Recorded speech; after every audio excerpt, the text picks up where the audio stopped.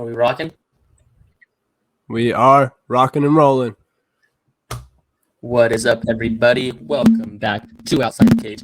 It's a special week, 4th of July week. 4th of July is tomorrow. That's just the start of the week. We will be live in person, Outside the Cage, International Fight Week in Vegas, starting on Thursday. If you're out there, come say hi. We cannot wait. We're excited. Still can't believe it's real. Come say hi. We'll be at UFC X Friday, Saturday. We'll be at the press conference Thursday. We'll be at Fight Saturday. Come say hi. It's getting close. It's getting close.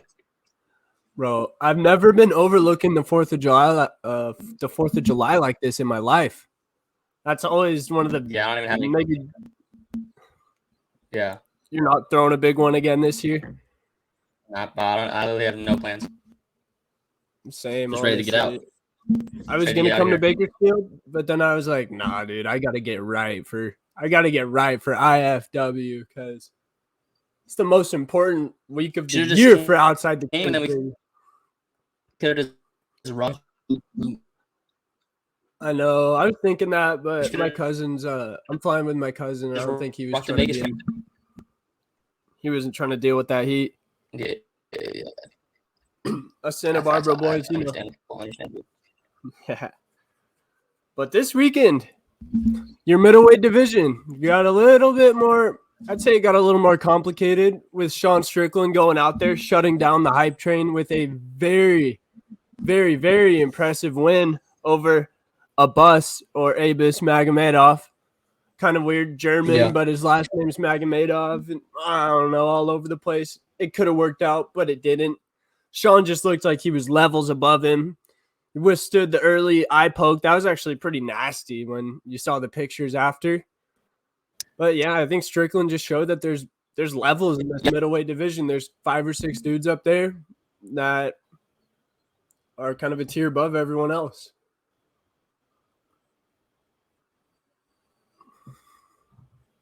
Yeah, I think it's like it's kind of like the same thing we have in that middle. Like you have these guys like her, and I guess we can put Sean Strickland there now who are just like they're not on Izzy's level, but they're above everybody else. And I think like not to like. Obviously, Izzy's my favorite fighter, one of my favorite fighters, so I don't want to like continue to like hype him. But again, this just shows how much of a like different level he's at. Because you look at Sean Strickland and Whitaker, other middleweights can't touch them. They're when they fight other middleweights. When Rob Whitaker fights anybody else in the middleweight division, he just looks levels above him. And then when Izzy fights Whitaker, he beats Whitaker. So it's just like to see where Izzy's at's crazy. But again, not to get into that, but I just think that. I don't think it makes it confusing because personally, I think like if you're Izzy, now you have some like a reason to tell UFC like I want Sean Strickland. Yeah, if Dricus loses this week. Yeah, when Dricus loses this week, when Whitaker wins, like why does it? I get it because it's going to be in Australia, but like if you're Izzy, like why? That fight's always going to be there, but like. How many wins do you keep counting on Sean Strickland getting? Again, he keeps getting them. I'm not saying he's going to lose anytime soon, but like this is the perfect time to make that fight. I think that like this fight would sell more than Whitaker possibly in the States at least. Obviously in Australia, I think Whitaker would do numbers in Australia. But I just feel like this is the fight that has to be done. Like I don't know. Of course I want to see Whitaker and Izzy. I want to see Izzy anytime Izzy fights. But I think that knockout win helps Izzy's case to the UFC and Strickland's case to the UFC. Like, let's do it. Big time. And it kind of sucks for Cannonier because he beat Strickland in that close decision and then went out there and dominated Vettori. So he's kind of done the same thing as Strickland, but there's no shot he's going to get that fight right now just because everyone saw. Yeah, and I think once you have a guy that's been so dominant for so long, I think like you just got to take the rankings and the rules and how it's supposed to be out because he's already swept the division. So it's like you got to just like traditionally how it's done. Like agreed, yes, but it's like that doesn't matter anymore. It just doesn't. That's true. We honestly got to throw the normal criteria out the window a little bit with the middleweight. Same with the featherweights a little bit. But yeah, dude, I think Strickland may have Izzy in hell in those press conferences. Yeah, and that's good. Like that's what needs to sell. maybe a Whitaker and Strickland, but then it's like, like I don't know. Bro, it's like Whitaker's. It's like Max. He's just gonna keep destroying all the top contenders and taking away guys for Volk to fight. Yeah. Did you see when Volk? He was like, oh, I saw that they were talking about Topuria fighting Holloway, and I was like, no, I can't have him take another one from me. Yeah, facts. So he thought Max would beat Topuria. Volk was saying he saw some holes. He said he wasn't as impressed as everyone else. In Topuria?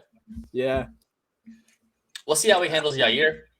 Yeah, facts, dude. If he goes out and handles Yair, like we said, kind of similar styles, both super fast, great kickboxers. If he handles Yair pretty easy, there's no reason for him to not feel confident that he can beat Topuria. Bro, the countdown really hit different this week. It feels different when you know you're gonna see that shit and be there.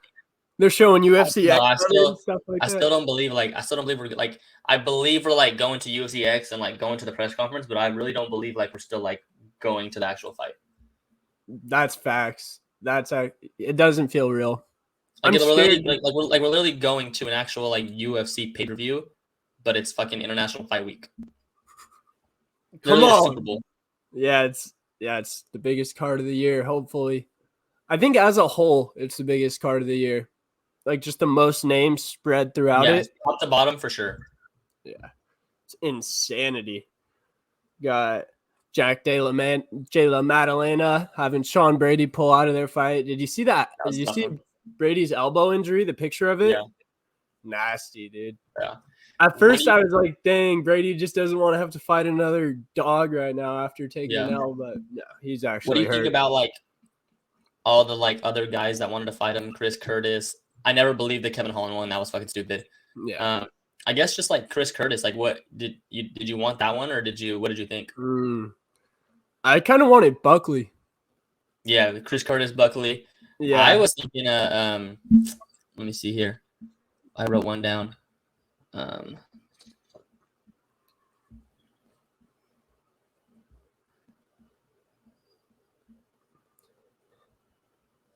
Madoff.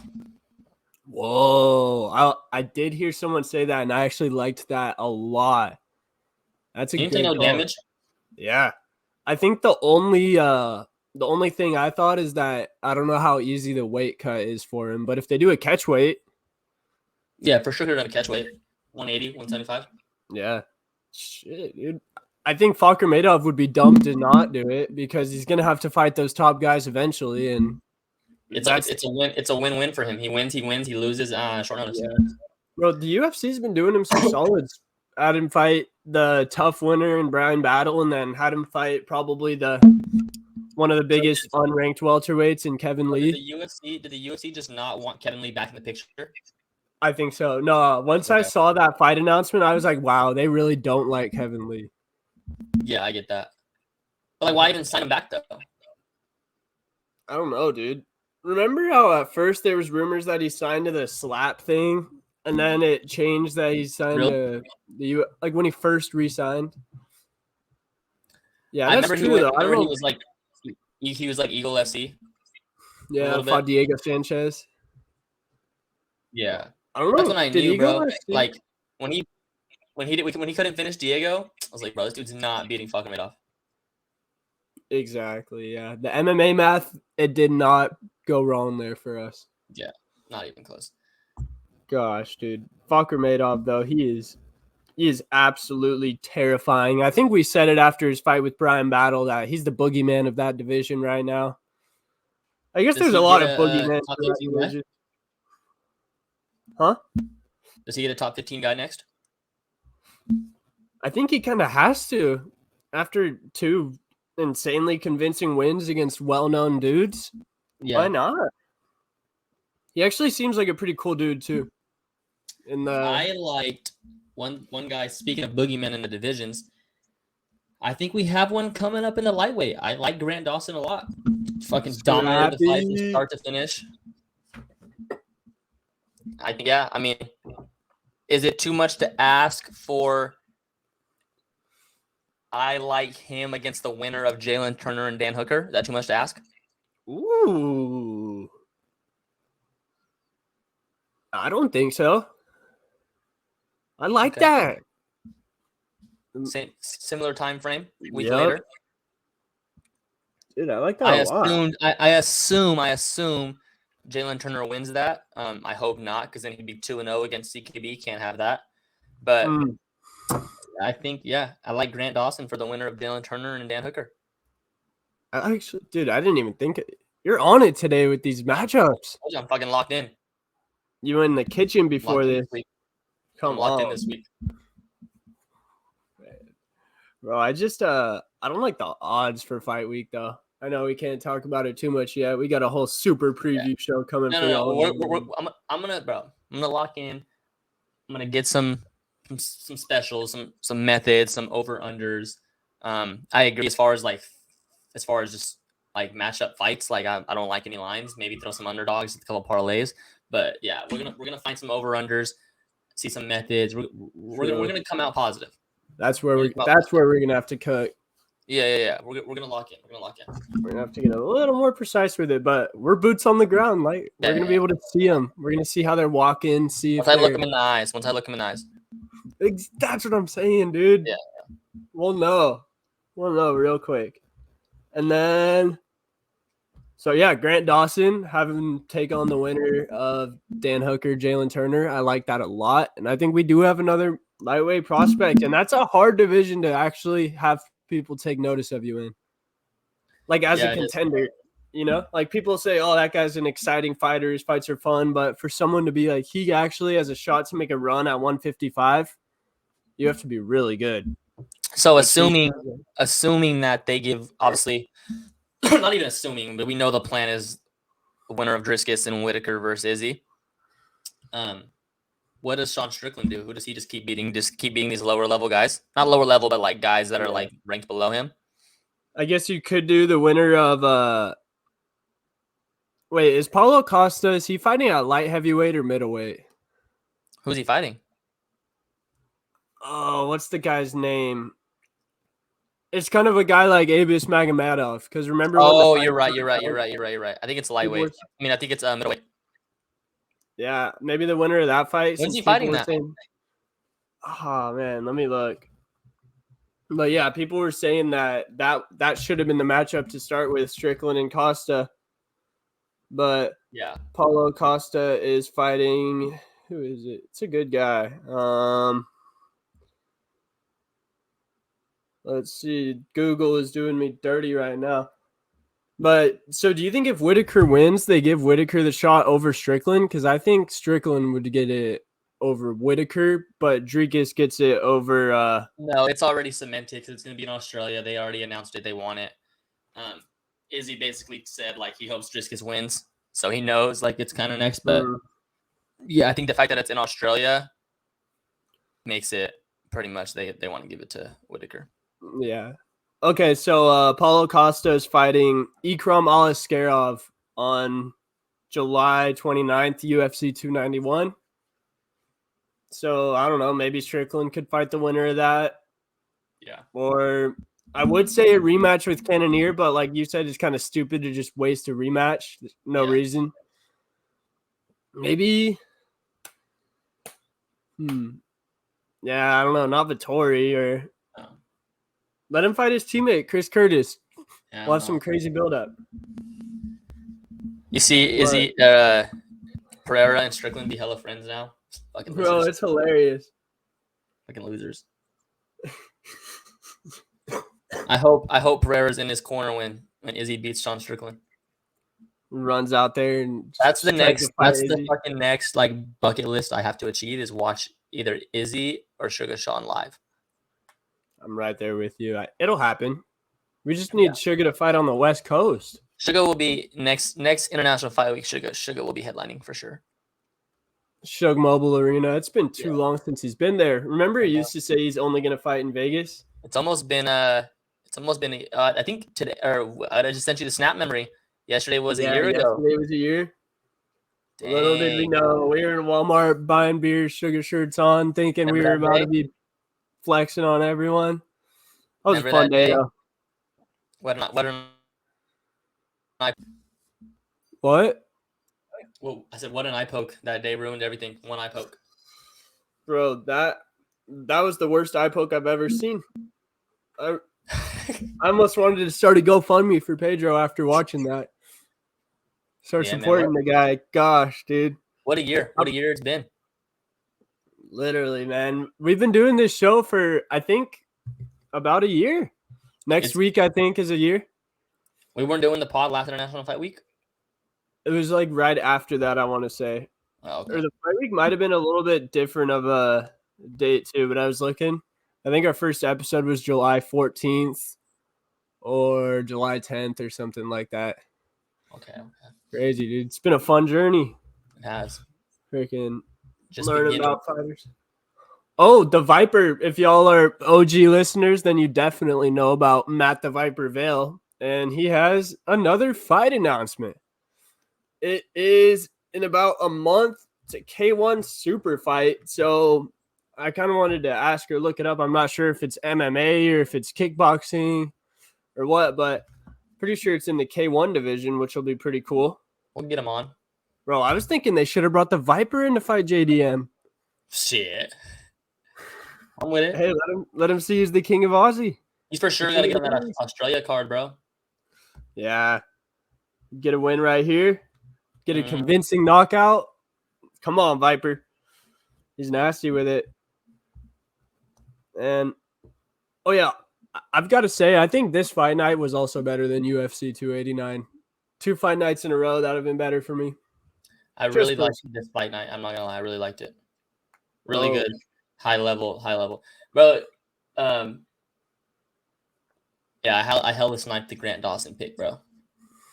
That was my play of the day. Weren't you kind of feeling Ismagulov at first or no? Bro. I was, and then I was like, bro, who's the dude in the welterweight division that's like they compare him to Hamzat? Shavkat. So I thought that was him. Obviously, I knew it wasn't him, but like when I first saw it, I thought it was him. You just saw his face. Yeah, and I was like, "Why is the lion like that?" And then I looked at looked into it, and I was like, "Oh, I know who Ismagulov is, obviously." Then I was like, "Bro, this line's tricking people." I was like, "Everyone wants to see this," because my first reaction was like, "Bro, hammer Ismagulov." And I looked at it, and I looked at Grant Dawson, and I watched his tape, and I was like, "Nah, bro." I was like, "They're trying to trick people." I was like, "That's I guarantee that's where Vegas made a lot of money." So I was like, "Nah, fuck that. Give me Grant Dawson." I'll admit it. Isma killed one of my parlays. I'm not gonna lie. I had a Morales, Ismagulov, and Strickland parlay that. Morales too. Shouts to Morales. He looked really good after the first round. Bro, he did. I was worried in there that he was about to get fraud checked, but he did not at all. He kept it up. I don't know, definitely has to fine tune a lot of things in his game. Yeah, but he's got time. He's what, 24 years old or 23 or something like that? He can get on the bag with me. Bro, he looks like he's on the Ecuadorian juice, huh? Yeah. Those dudes are different, bro. I don't know. He looks like he's doing that Uncle Chael regimen. Yeah. Okay, so before we head out, because this is a little preview of the preview, because it's gonna be a long week, big week.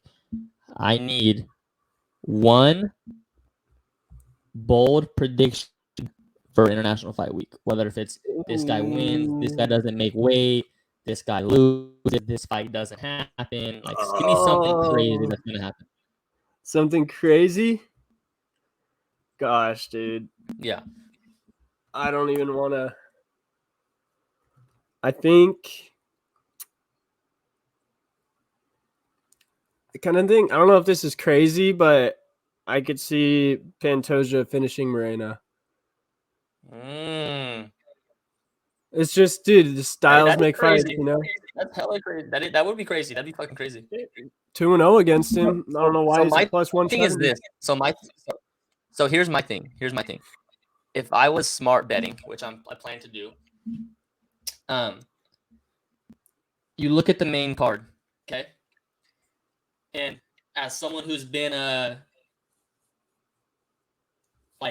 just, I don't want to say degenerate, but someone who's just been like random. You've been in the game. Yeah, like as someone who's been a regular bettor who like didn't study shit or whatever, and someone who's been a like real bettor who's like researched shit and done like I've been both. If I looked at this from from a regular perspective, I would be like, bro, I'm gonna parlay Bo Nickel, Jalen Turner, Robert Whitaker, Brandon Moreno, and Volk. Okay. So here's my thing. They're all huge lines. Gore plus 750, Hooker plus 205, Driskus plus 300, Pantoja plus 170, Yair plus 320. Right. So I think a lot of people are gonna parlay all those 5 favorites. I think so too. I was kind of thinking about one of them is gonna lose. Like I guarantee, I'd bet a lot of. If I can just bet a lot of money on one of the 5 losing, one of them is gonna lose. It always happens. So now it comes to like, do you just bet all 5 underdogs and hope 2 win? So then it comes down to like what 2. So if we're being real here, I don't think Gore has a chance because he can't fucking wrestle. That's a terrible matchup, right? So you cross out Gore. And then you look up Dan Hooker, possibly most experience. I think you jot him down. I do not think Whitaker has. I do not think Driscoll has a chance. I think you can confidently say that you can cross him out. So you look at the next 2. I think Pantoja definitely could win. So you bet that. I think that line should be closer to maybe Moreno minus 150. So you bet that one, and then I think Yair, just like his style, you said, and he's plus 320. I think you just bet that. So I think you're looking at Yair, Pantoja, and Hooker, and you hope one of them wins. That's what I would bet personally. But that's kind of my hot take. Is like one of the 5 underdogs win. Okay. Possibly 2. I would say 2 underdogs win on the main card. How sick would you be if you fired on the underdogs and then Gore just goes out there and sparks Bo Nickel first 5 seconds? That's the thing too. Like if you're gonna, that's the thing too. Like if you're gonna do it, you gotta just do it. Yeah, because you can't. Yeah, if you go halfway in and then miss out, you're gonna be sick to your stomach, bro. Yeah. I might actually. So I think I'm gonna lay down more money. I just don't think. How does Gore beat him? Yeah, knockout's the only way, really. But yeah, I don't know. I mean, he's experienced in the octagon more. I don't know. Yeah, I just don't think it's gonna happen. The UFC, they don't want Bo to lose yet. They're going to do everything in their power to make sure that doesn't happen. Yeah. They're not going to go out and give him some Fakhr Madoff type dude at middleweight in his first fight. Yeah, well, that's it, man. That's my hot take. We'll obviously have more when we dive deep, but I'm just super excited, man. The days can't go by any faster. Can't wait to see you, brother. Can't wait to fucking wait. Chills, bro. We get to see I think that Wemby Summer League game is going to be absolutely electric. You think Braun's going to be there? I don't know. He doesn't really have anything to do with Wemby. Like, he was there for Lonzo because it was his teammate. But you see Lonzo's going to miss this season too? Yeah, bro. Sick. That ain't right. I feel like crazy. I feel like Lonzo was always the disciplined one, but then he's the one that gets all the injuries, and Melo's out there getting the supermax. But what did Melo do to earn the supermax? I love him. One of my favorite players, but I don't know if I would have given him. Bro, what I tell people on all these contracts, and not a lot of people understand, is Melo worth that money? No. Is Desmond Bane worth that money? No. Is Dylan Brooks worth that money? No. But you have to pay them or else someone else will. So you can't just say oh, Melo's not worth the money, so we're not going to pay him. Okay, well then someone else is going to pay him that. So then you just keep saying that over and over. This guy's not worth that. This guy's not worth that. This guy's not worth that. Then you don't have anybody and you fucking suck. You have to do it. That's the reality of today's league. Bro, I think the move is to do what the Chiefs did with Mahomes. If you have a guy, I guess they're smarter than that, and most guys are probably smarter than that, but offer him a super long contract for a bargain, a huge deal nowadays. Hit him with the Scottie Pippen. Yeah. Yeah, because the Mahomes deal, dude, he's probably going to be making him with the Scottie Pippen. That's what they did to him, a 7-year deal. Yeah. Yeah. Well, and that's the thing too, bro. That's the thing. It doesn't matter. In 2 years from now, Melo's deal will look fine. If he continues to be who he is, in 2 years from now, Dylan Brooks' deal will be fine. Oh, they got Dylan Brooks on a bargain. That's just the reality, bro. So it's whatever the market is at the time, just pay it. There's always gonna be backlash. Everyone's always gonna be overpaid. So you just got to do it, bro. It's not. Yeah. All right. Well, I feel like some stuff happened in the NBA. It's been that time of the year. What are some big moves that have been made? We had Van Fleet go to Houston, right? I like Houston. Yeah, Brooks. You got Draymond back. Hello. You see when he was doing that Instagram thing and he was like drafting a player from every team and he got the Wizards? And he said, he just looked at it like, he said, "Who do they got? I'll take Kuz." Yeah. Character. It's that time of the year where they, like we said, probably goes like NBA playoffs, NBA offseason, trade deadline. Bro, that game request, the in-season tournament bullshit. What happened? See that in-season tournament thing they're trying to do? Yeah. Stupid. Yeah. Who do they think they are? I don't know. That's Why not? Wacky. If they could low-key like do it to where it was like the bubble, I fuck with the bubble. I think what they should do is have the worst teams play a tournament for the first overall pick. Win though. You can't. It's not realistic because you have off-season guys are free agents. Yeah, that's like true. When do you play it? Yeah, it would have to be like once the worst 4 teams get eliminated from playoff contention, just have them go off and do their own thing. Yeah, play a little tournament. Yeah, you can't do that. It's fine. I don't mind it. If they're gonna play the games anyway. They're incorporated in the regular season. At least give it something. At least we have something more competitive. Yeah. I like it. I don't mind it. One idea I heard for the NFL, instead of the Pro Bowl, they should have the 2 worst teams play for the first overall pick. At the halfway point? No, just instead of the Pro Bowl. Yeah, but it's like mid-season though. Or no, the Pro Bowl's after, huh? Yeah. So like that wouldn't really work. That'd just be funny though. Yeah. Right, I don't mind it. Dame requesting a trade, that's big. I don't really fuck with that. Yeah, what'd you say? You said, how are you gonna? Bro, no. So here's my thing with Dame. Is when all the whole super teams and shit were forming, and he was going on his rant about I'd never join a super team. I'm gonna win here in Portland. So my thought was like, okay, if that's cool to say that, but then you're never gonna win a ring and no one's gonna care. So it's like if he would have had that same energy now and like he just like I'm not gonna join up or I'm not gonna leave. I'm gonna build something here in Portland.